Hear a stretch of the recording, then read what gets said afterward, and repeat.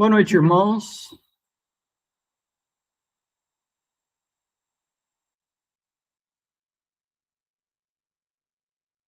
Sejam bem-vindos a mais uma revisão de uma das matérias aqui do CEIBEL. Hoje nós vamos falar sobre a matéria O Homem e a Salvação. E o autor dessa matéria é o reverendo José Martins.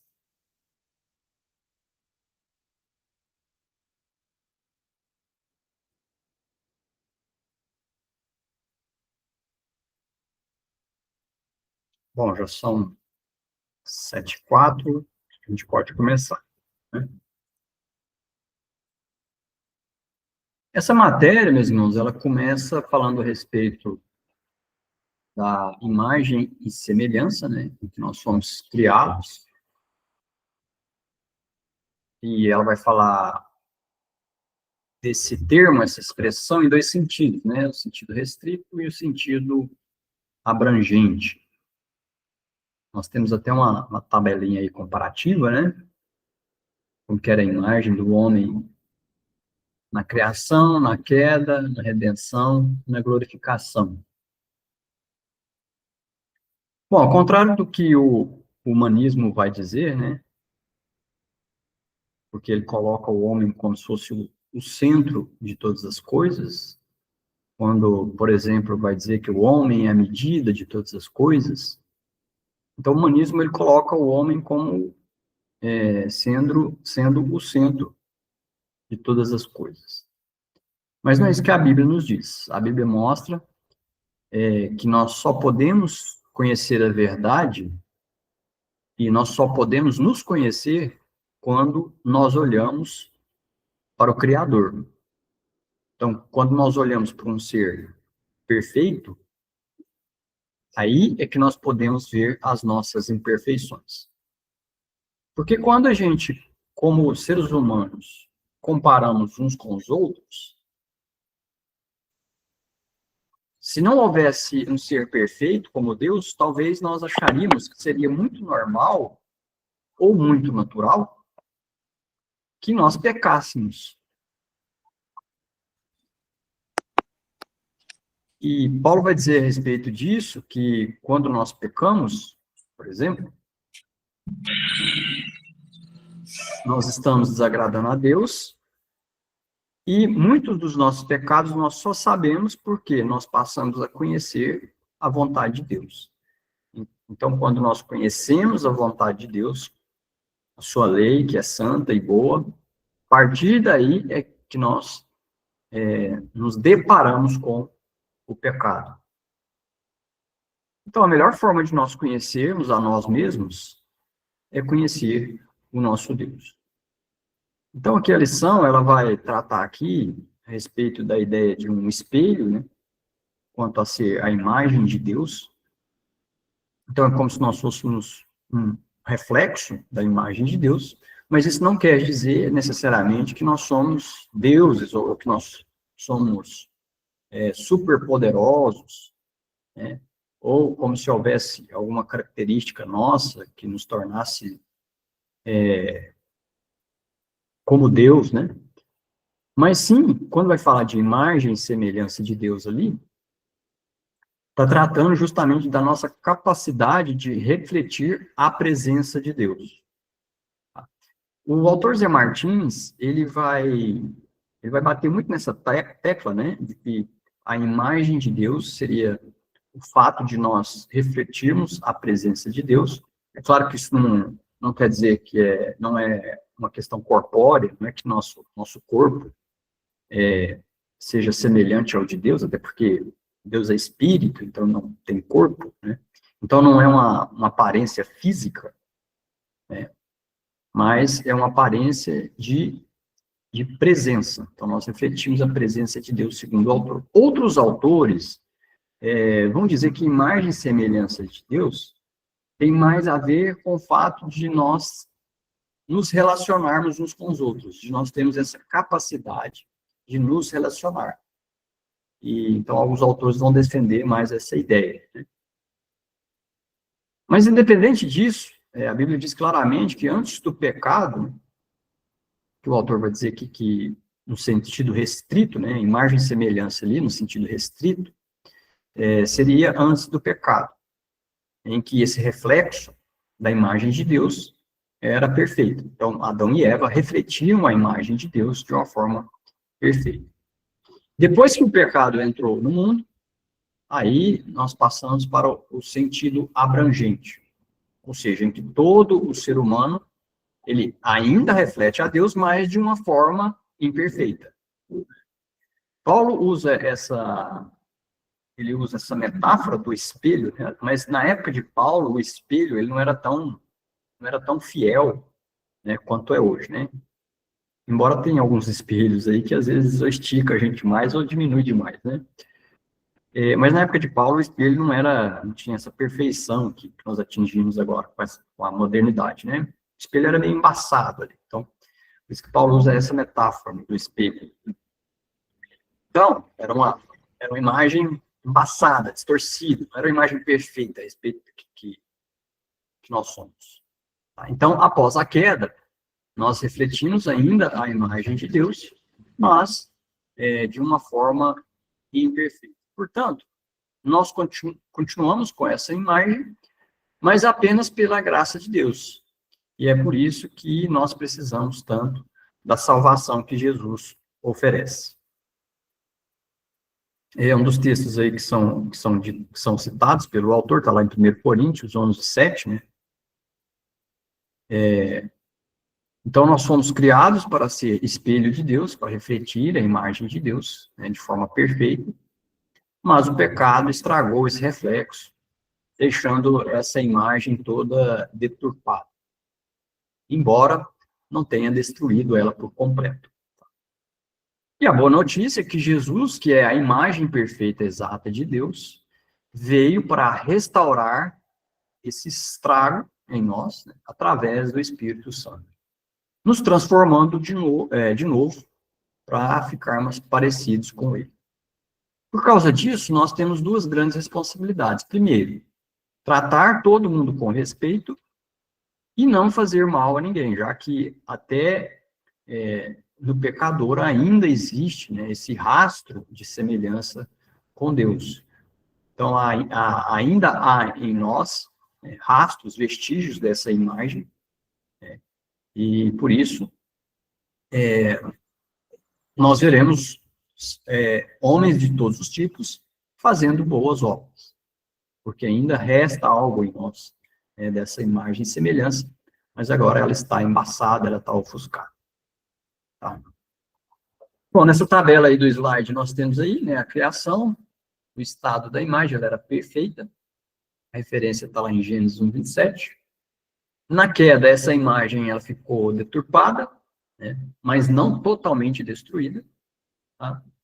Na redenção, ela foi restaurada em Cristo, mas ainda não de forma completa, plena, então nós refletimos a imagem de Deus, mas não de forma completa. Tá?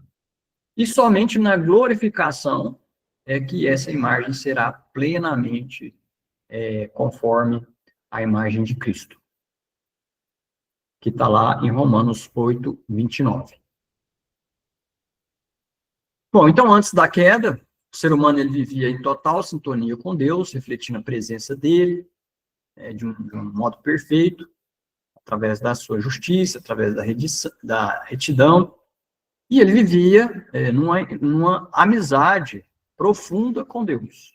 Não havia uma inimizade entre os homens, no caso Adão e Eva, e Deus, que a Bíblia chama de pleno conhecimento. Vai dizer lá em Efésios 4 e Colossenses 3.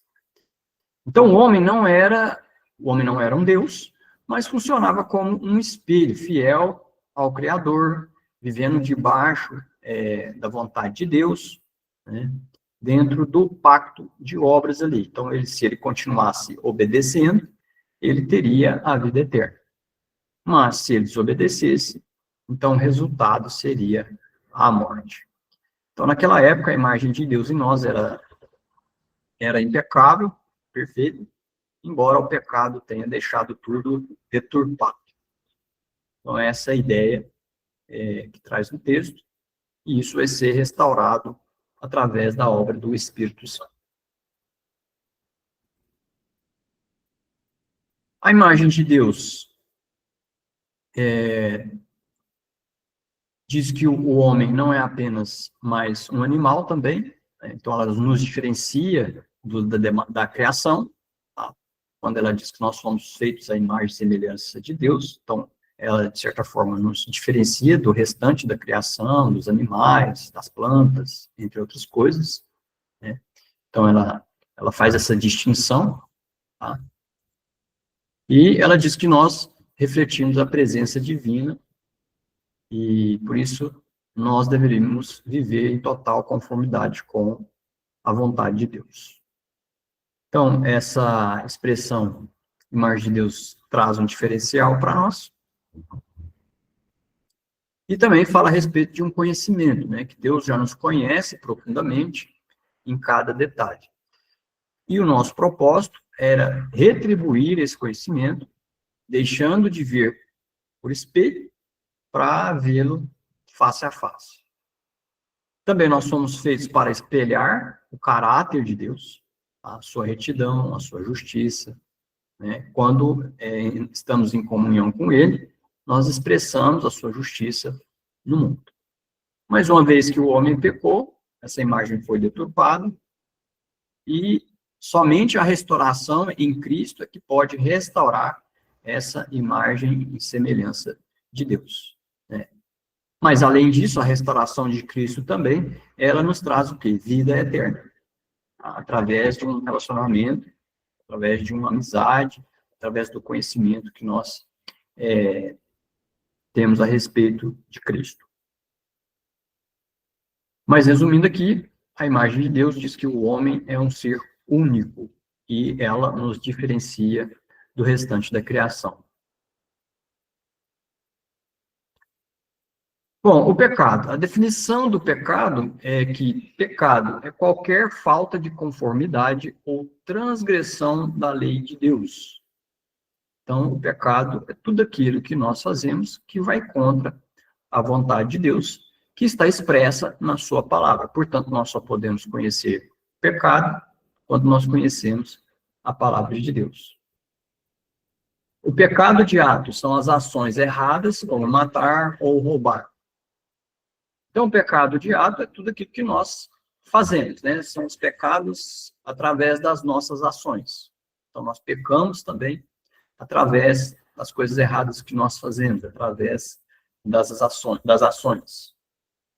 Temos também o pecado de coração, que são os desejos e pensamentos que ninguém vê, como a cobiça ou o adultério, né?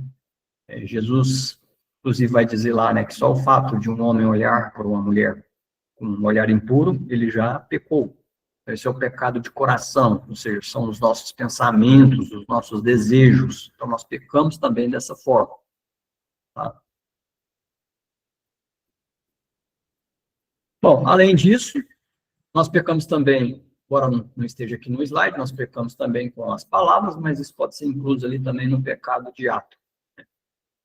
Ou dependendo das palavras, no de coração, porque depende da intenção também das palavras, né? Então, nós pecamos também com as nossas palavras, que seria um pecado de ato. Bom, nós nos encontramos num estado pecaminoso, essa é a nossa condição natural de separação de Deus, que carregamos desde o nascimento. Então, o nosso estado, o estado do homem após a queda, é um estado pecaminoso.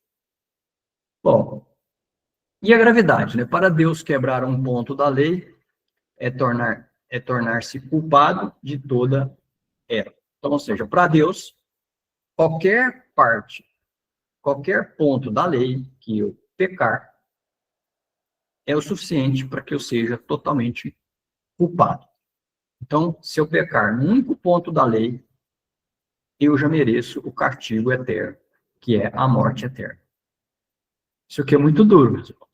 Qualquer ponto da lei que eu pecar, eu já estou condenado, eu já mereço o inferno. Tá? E ignorar a justiça e o amor é tão sério quanto praticar o mal. Então, a Bíblia Diante de Deus, todo e qualquer pecado terá a mesma punição. É claro, meus irmãos, que as consequências dos nossos pecados podem ser diferentes. Dependendo do pecado, dependendo do contexto do pecado, a consequência pode ser maior ou pode ser menor. Mas o pecado, todo e qualquer pecado, ele é igual diante de Deus quanto à sua punição, quanto à consequência de punição. Então, qualquer pecado que eu cometer é o suficiente para me condenar para o inferno. Mas, evidentemente, que dependendo do pecado, na minha vida, pode trazer grandes consequências, ou talvez até nenhuma consequência. Mas, com certeza, a tristeza de Deus, o castigo de Deus, às vezes a disciplina de Deus. Então, Deus, ele também nos disciplina com seu amor, quando ele percebe que é necessário. Bom, o homem, após a queda, nós já definimos aqui, né, o que é pecado, é qualquer desobediência, ato ou falta de harmonia, estado do coração com as leis de Deus. Nós recebemos uma herança de Adão, que por causa de um único homem, o pecado entrou no mundo e se espalhou por toda a humanidade. Então, nós pecamos, nós temos dois tipos de pecado, né, o pecado original, que nós falamos, nós já nascemos em pecado, nós recebemos essa herança de Adão. Então, todos nós já nascemos em pecado, por herança, mas também aos pecados que nós cometemos no nosso dia a dia. Então, nós somos duplamente pecadores, né? Primeiro, por causa do pecado original de Adão, e segundo, por causa dos nossos próprios atos. As três grandes consequências do pecado, primeiro, é a morte. Essa é a punição direta pela desobediência de Deus. Então, pecou, você merece a morte.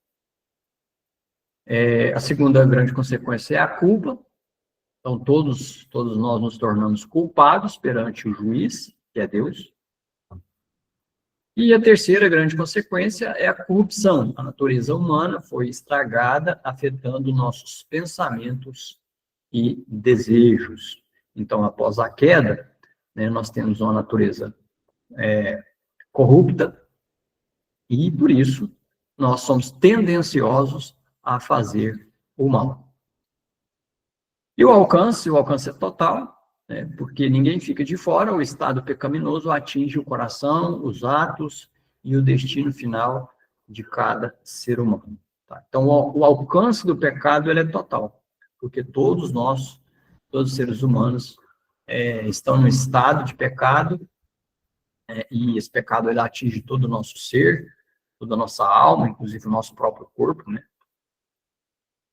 Então, e o nosso destino deveria ser a condenação. Bom, o pecado original e as suas consequências. Então, o pecado de Adão, ele não afetou apenas o próprio Adão, mas toda a humanidade, né? Criando assim uma separação entre o homem e Deus. Então, o pecado, ele cria essa inimizade entre nós e Deus. Tá? A Bíblia nos ensina que o pecado, ele trouxe a morte, que significa separação, né? E existe a morte espiritual. A morte espiritual é a separação imediata de Deus. Tá? E a morte física é a separação entre o corpo e o espírito. E a segunda morte é o castigo eterno no julgamento final, conforme a gente vê lá em Apocalipse 21, verso 8. Então, nós temos a morte espiritual, que é justamente porque nós estamos separados de Deus, né? A morte física, que é quando nós morremos, então o corpo separa do espírito, então essa é a morte física. E a segunda morte, que é o castigo eterno para aqueles que serão condenados. Opa, passei aqui.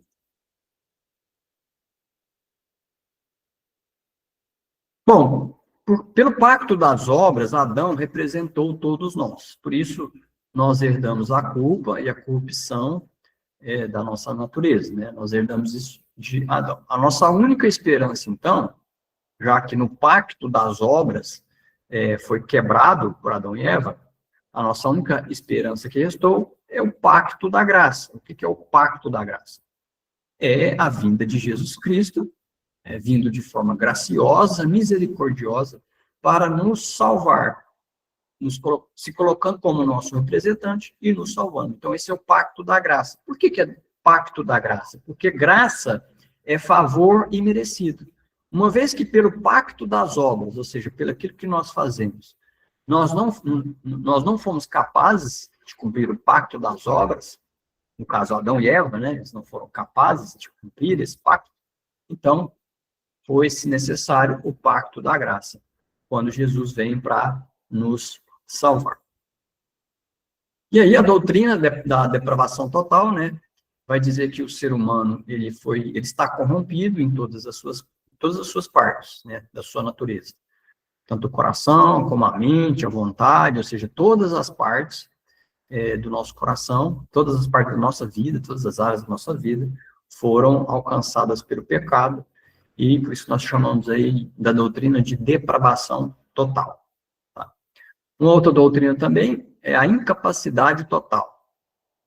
O que ela diz? Que devido ao pecado, o homem é incapaz de salvar a si mesmo ou de praticar o bem espiritual que agrada a Deus, por sua própria conta.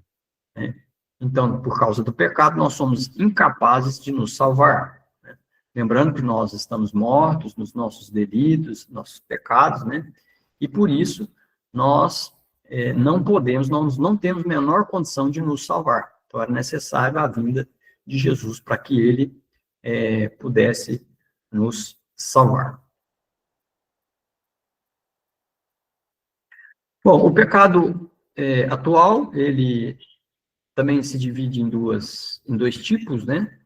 Nós temos o pecado de comissão, que é aquele pecado que nós fazemos através de atos, palavras, né? É o pecado que nós cometemos, que nós fazemos algo, nós agimos, né? E o pecado de omissão, que é aquele que quando a gente deixa de fazer alguma coisa. Quando a gente deixa de fazer algo que Deus mandou, é um pecado de omissão. Às vezes a gente acha que a gente só peca, né, quando fala uma mentira. Mas quando a gente deixa de dizer uma verdade, também nós estamos omitindo uma verdade, nós também estamos pecando. Tá? Então há o pecado de omissão também.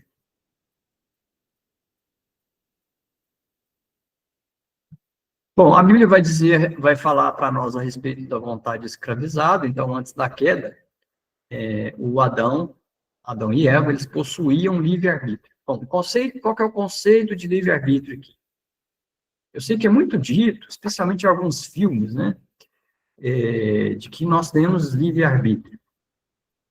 Mas vamos definir o que é livre-arbítrio. Bom, se o conceito de livre-arbítrio for que eu posso tomar uma decisão de uma forma totalmente neutra, então nós não temos livre-arbítrio. Adão e Eva tiveram.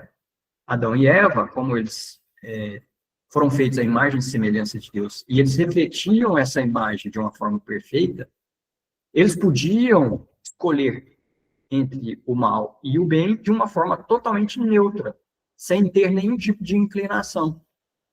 Mas após a queda, uma vez que nós nos tornamos corruptos, nosso coração, nossa mente, nosso espírito, nosso corpo passou a ser corrupto, e todas as partes da nossa vida, né, passou a ser dominada pelo pecado, então agora já não existe mais a livre-arbítrio.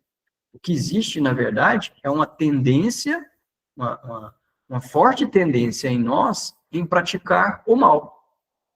Então, eu já não consigo, depois da queda, nós não temos mais a capacidade de tomar uma decisão neutra entre o que é certo e o que é errado.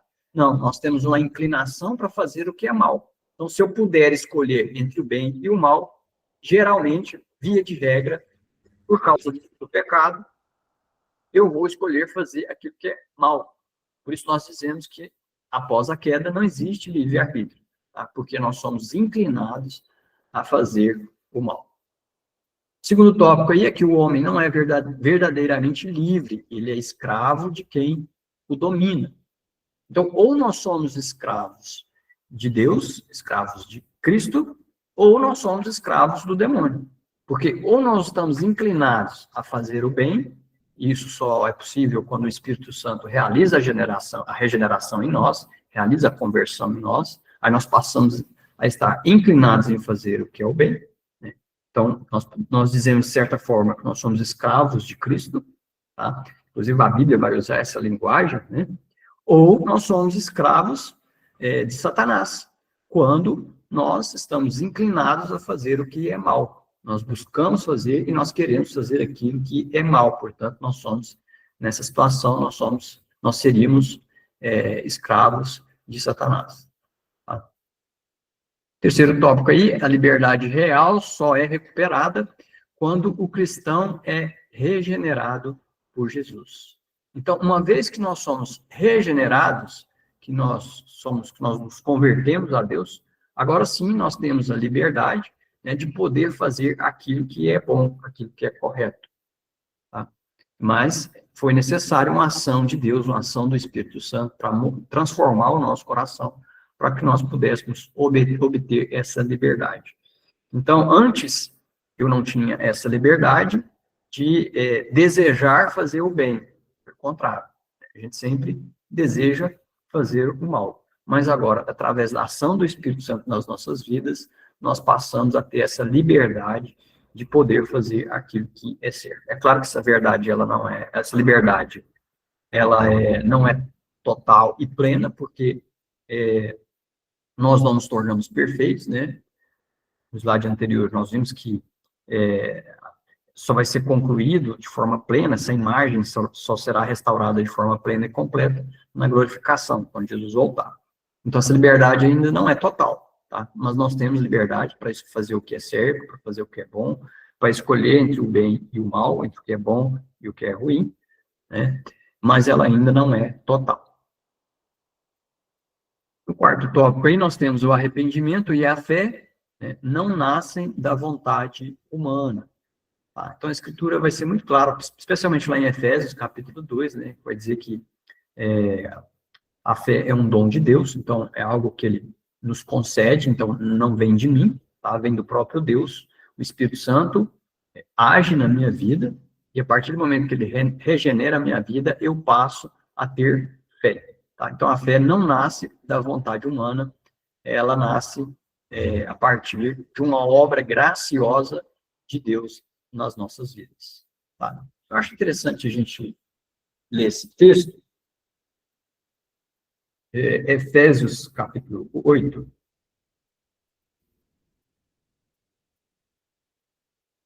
Efésios, capítulo 8. Perdão, capítulo 2, verso 8. Vai dizer assim: porque pela graça sois salvos, mediante a fé, e isto não vem de vós, é dom de Deus. Então, a graça, né, a fé, ela vem de Deus, não é algo que nasce na nossa própria vontade. Até porque nós estávamos mortos nos nossos delitos e pecados, e nós estamos inclinados a fazer o mal. Então, não haveria, nem se eu tivesse... Na verdade, a gente não teria escolha. Se eu pudesse escolher, nós escolheríamos o mal. Então, somente uma ação sobrenatural do Espírito Santo na nossa vida, que transforma, né, a nossa vida, é que nos faz, então, ter essa fé que é um dom de Deus. Bom, aí vai falar um pouquinho da necessidade humana também, né, da nossa necessidade com relação a uma obra de Deus. Então, nós precisamos da ação de Deus nas nossas vidas para que nós possamos ser inclinados a fazer o bem e a desejar o bem. Agora nós vamos falar sobre a Trindade e a salvação, né? Tem uma lição lá no Homem Salvação só sobre isso, então vai falar a respeito de Deus Pai, que é o planejador, né? Aquele que nos escolhe, nos elege, né? Antes mesmo da criação do mundo. Então, o Pai é aquele que planejou, tá? O Filho é o Redentor, e o Deus Espírito Santo é o aplicador, tá? Muitos teólogos vão usar um termo que pode ser estranho para muitos irmãos, que eles vão dizer sobre a economia da Trindade. Quando você ouvir essa expressão, economia da Trindade, está falando justamente disso aqui. O que é economia da Trindade? É que Deus é um só, ele subsiste em três pessoas, e cada pessoa tem um papel específico, um papel especial. Não é que são três deuses, tá? É um Deus só, que se manifesta em três pessoas, né, que subsiste em três pessoas, e cada pessoa tem um papel especial. Na verdade, em tudo, os três participam e agem. Mas há uma ênfase da escritura, né, numa determinada pessoa, quando se trata de uma determinada função. Então, por exemplo, na escritura a gente vê com mais ênfase, né, se referindo a Deus Pai quando se trata da criação, né, da questão do plano eterno, né, quanto a escolher os eleitos, né, desde a fundação do mundo, a criação e tudo mais. Então, a gente vê uma ênfase bíblica com relação ao Deus Pai. Nós vemos uma ênfase bíblica com relação a Deus Filho quanto à redenção. Até porque quem morreu na cruz? A pessoa de Jesus Cristo. Né? Jesus é Deus, como nós vimos em outras lições, em outras matérias, né? Mas aqui nós vemos uma ênfase em Jesus Cristo. Então, o Deus homem, Jesus Cristo, é o Redentor, portanto, o Deus Filho é o Redentor. O Deus Espírito Santo é o aplicador, é o consolador, é aquele que Jesus disse que viria para nos consolar, para nos guiar, para nos orientar. Então, existe uma ênfase bíblica em relação à pessoa do Espírito Santo quando se trata da aplicação da salvação. Tá? Os textos estão aí, né? Depois os irmãos podem consultar, acredito que os irmãos já viram essa lição, os que não viram poderão depois ver no detalhe aí. Bom? Depois nós vamos falar sobre a eleição divina, né? Que é uma doutrina bíblica que ensina que Deus é o único responsável pela salvação. Essa é uma das doutrinas que, para alguns círculos evangélicos, é um pouco polêmica, mas muitas vezes é pela falta de conhecimento mesmo da Escritura, tá? Porque ela é claramente uma doutrina bíblica, há vários textos falando a respeito da eleição, tá? Então, ela é uma doutrina que diz que Deus é o único responsável pela salvação, ou seja, a salvação é um ato de Deus, do início ao fim, tá? Sendo que ele escolheu, né, ele escolheu as pessoas, né, o seu povo, desde a fundação do mundo.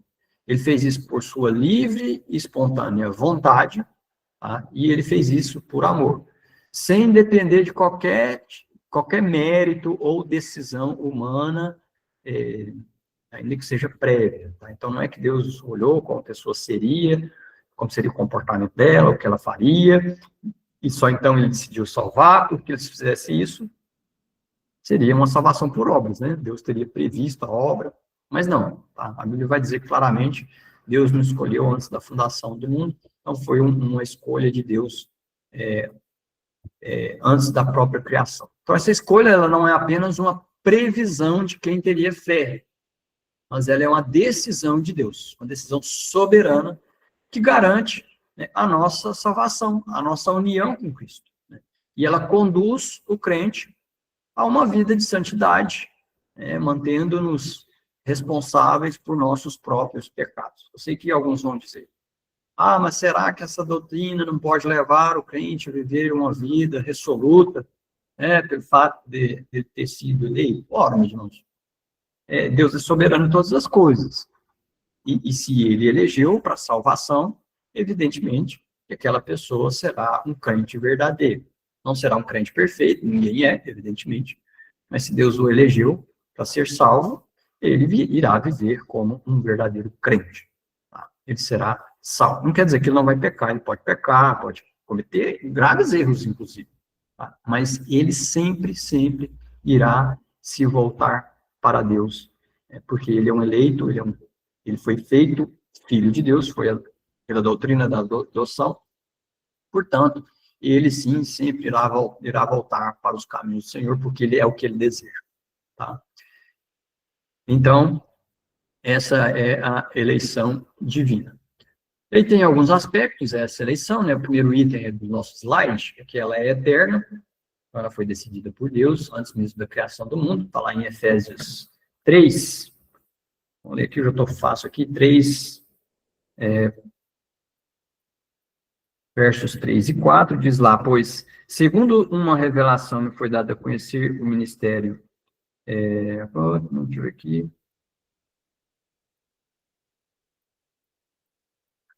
Efésios 1, não, eu estou no Efésios 3, Efésios 1, 3 a 4. Aqui. Bendito Deus e o Pai do nosso Senhor Jesus Cristo, que nos tem abençoado com toda sorte de bênção espiritual nas regiões celestiais, em Cristo. Assim como nos escolheu nele antes da fundação do mundo, para sermos santos e irrepreensíveis perante ele, e em amor nos predestinou para ele, para a adoção de filhos por meio de Jesus Cristo, segundo o beneplácito de sua vontade. Então, o texto está bem claro aqui, né? Bom, essa eleição, ela é graciosa porque ela se baseia exclusivamente na vontade de Deus e não do esforço ou escolha do homem, tá? Então, a salvação não é uma escolha nossa. Como eu disse, se nós fôssemos escolher, nós escolheríamos o mal. Mas por causa da regeneração, né, uma vez que o Espírito Santo toca na nossa vida, nós passamos a desejar ter a vontade de Deus nas nossas vidas. Tá? Mas isso aconteceu antes, quando Deus nos escolheu, então não é um esforço nosso. A salvação não é uma obra meritória nossa, é uma ação exclusiva de Deus. Vamos abrir lá em João, capítulo 15, verso 16, vai dizer lá, não fostes vós que me escolheste a mim, Deus falando, né? Pelo contrário, eu vos escolhi a vós outros, e vos designei para que vades e deis fruto, e o vosso fruto permaneça, a fim de que tudo quanto perdides ao Pai em meu nome, eu vou-lo conceda. Então, aqui diz que foi Deus quem nos escolheu. Tá? A eleição divina, ela é em Cristo, então a salvação acontece através da união espiritual com Jesus. Então, a obra de Cristo, sem a obra de Cristo também não haveria salvação. Tá? Então, uma vez que nós fomos eleitos, a salvação, a obra de Cristo se aplica àqueles que foram eleitos. Então, uma coisa não anula a outra. Não é o fato de nós sermos eleitos que anula a necessidade do sacrifício de Jesus. Né? O sacrifício de Jesus foi necessário, né, para pagar a nossa dívida com Deus, tirar a inimizade que existia entre nós, para perdão dos nossos pecados. Tá? Então, a eleição contempla também o sacrifício de Cristo. Ou seja, nós somos salvos, nós somos eleitos em Cristo. Tá? A eleição divina é para a santidade. Então, o objetivo da escolha é que os eleitos vivam em comunhão com Deus e se tornem santos. Então, uma vez eleito, o eleito, evidentemente, vai buscar viver em comunhão com Deus. Insisto, ele não vai ser perfeito, pode ser que ele peque, né? Pode ser que às vezes ele se afaste por um tempo, né? Mas ele sempre irá voltar para os caminhos de Deus. E, é claro, a eleição divina, ela exige de nós uma responsabilidade, então ela não exclui de nós a responsabilidade de cooperarmos com a nossa salvação. Muito pelo contrário. Deve ser justamente o contrário, pelo fato de eu ser eleito, né? Eu devo cooperar com a minha santificação. Então, eu devo buscar a Deus, eu devo ler a Bíblia, ir à igreja, fazer o bem, né, amar ao próximo. Então, existe uma responsabilidade da minha parte com relação ao meu comportamento, aquilo que eu faço. Tá? Então, a eleição não exclui a minha responsabilidade, pelo contrário, ela aumenta a minha responsabilidade.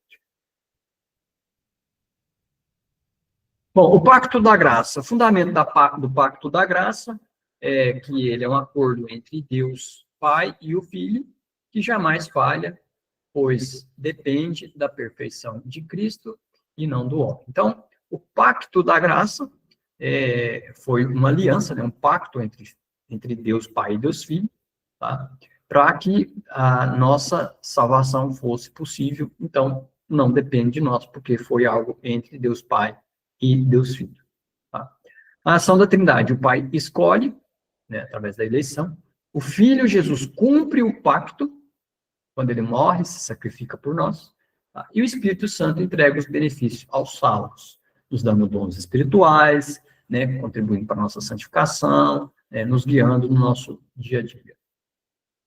O objetivo duplo aí do Pacto da Graça é libertar o ser humano da escravidão, do pecado e garantir a sua salvação. Então, o Pacto da Graça faz essas duas coisas, tá? Nos liberta da escravidão e também sela, né, garante a nossa salvação.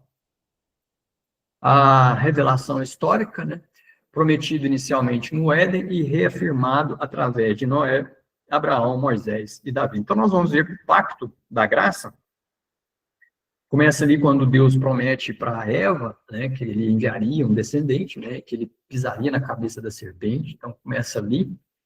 E depois nós vemos Deus renovando esse pacto e ampliando ele, né? Nós vemos esse Noé, Abraão, Moisés, Davi, entre outros, né? E isso é consumado em Jesus Cristo, né, que é o nosso único mediador e salvador, que concretiza todas as promessas bíblicas. Então, o Pacto da Graça é consumado em Cristo Jesus. A vocação eficaz. A vocação eficaz é a obra, né, soberana do Espírito Santo, que age no coração do homem para que ele aceite o Evangelho, né, já que, por natureza, o ser humano não conseguiria, né, atender à vontade, não iria nem desejar, né, querer a vontade de Deus por ele estar corrompido pelo pecado. Então, qual que é o problema? O problema é que o homem natural, ele está morto para as coisas de Deus, e ele não consegue aceitar a salvação por sua própria conta, tá? Por conta própria. Tá? Como ele está em pecado, ele está cego, né? É o mesmo que você querer que um cego enxergue, um cego não vai enxergar. É o mesmo que você queira que um morto ande, um morto não vai andar, né? Ele não tem capacidade. E Deus, num ato de misericórdia, num ato gracioso, ele opera a vocação eficaz. A vocação eficaz é quando o Espírito Santo, né, acende a luz no coração, então ele ilumina o nosso coração, tornando a pregação irresistível e transformadora. Então, o Espírito Santo nos regenera, né, ilumina o nosso coração, nós ouvimos a palavra de Deus e ela se torna irresistível. Eu ouço muito, às vezes a pessoa diz assim, né, eu recebi uma proposta irrecusável, né? Então, é uma boa comparação aqui. Eu recebi uma proposta irrecusável, não tem como recusar. Então, seria algo semelhante, só que a vocação eficaz é algo, a salvação é algo muito mais, né, irresistível. Né? O Espírito Santo toca no nosso coração, nós aceitamos essa mensagem, a pregação do Evangelho, porque ela é irresistível. Tem a vocação externa também, que é o convite geral, né, a pregação, quando nós pregamos o Evangelho para as outras pessoas. Então, várias pessoas vão ouvir o Evangelho, né? Algumas vão achar até bonito, interessante e tudo, mas se não tiver a vocação eficaz, né, ou seja, se o Espírito Santo não tocar, né, não há conversão. Precisa haver uma ação do Espírito Santo. Tá? Bom, a linguagem bíblica nos Evangelhos e Atos usa o termo chamado, né? Costuma ser o convite externo. Então, há um chamado, tá, para todas as pessoas, para que elas venham a crer. Tá? Então, o chamado aí se refere à vocação aliás, estou fazendo uma distinção aqui, né? Que lá nos Evangelhos, né, nos Atos, a palavra chamado geralmente é utilizado para esse convite externo, ou seja, para a pregação da palavra, né? Já nas cartas paulinas, né, em Apocalipse, a palavra chamado, ela se refere mais à vocação que realmente salva, que seria a vocação eficaz. Então, tem essa distinção de palavras aí, dependendo do contexto que você lê. Tá? Meus irmãos, nós como estudiosos das Escrituras, isso aqui é algo que é extremamente importante. As palavras, elas têm sentido dentro do seu contexto. Tá? Então, por exemplo, manga, né? Quando eu falo manga, o que é manga? Fora de contexto não dá para saber, pode ser a manga de uma camisa, pode ser uma fruta, né? Mas, então, as palavras, elas têm significado dentro do seu contexto. Então, algo extremamente importante, nós conhecemos o contexto para nós sabermos o significado das palavras. Aqui é um exemplo clássico disso aqui, né? A palavra chamado, dependendo do contexto, tem um significado, dependendo do contexto, tem outro. Tá? Nós sabemos pelo contexto. E, por fim, aí nós temos a responsabilidade do crente. que embora o despertar do coração seja uma obra exclusiva de Deus, quem foi chamado tem o dever de viver uma vida digna dessa escolha. Então, como dito anteriormente, né, essa vocação eficaz, ela não nos exime de sermos responsáveis quanto aos nossos atos. Bom, caminhando para o final aqui, nós vamos falar sobre a regeneração. Né? A regeneração é definida como um ato soberano de Deus em conceder uma nova vida espiritual ao ser humano por meio do Espírito Santo. Então, a regeneração é um ato do Espírito Santo nas nossas vidas, né, que é o que nós comumente chamamos de conversão, né? Que é quando ele nos converte, quando ele transforma os nossos corações e nós passamos a ser uma nova criatura em Cristo Jesus. Bom, nós não vamos conseguir concluir o livro todo, né? Mas eu acredito que a gente viu a maior parte aqui. E eu gostaria de saber se os irmãos têm alguma pergunta.